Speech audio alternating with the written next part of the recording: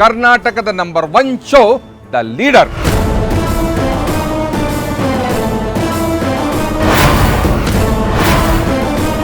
ಹೊಸ ಕತೆ, ಹೊಸ ರೂಪ, ಹೊಸ ನಿರೂಪಣೆಯೊಂದಿಗೆ ಲೀಡರ್ ಖ್ಯಾತಿಯ ರವಿಕುಮಾರ್ ನಿಮ್ಮ ಮುಂದೆ ಬರಲಿದ್ದಾರೆ. 3, 2, 1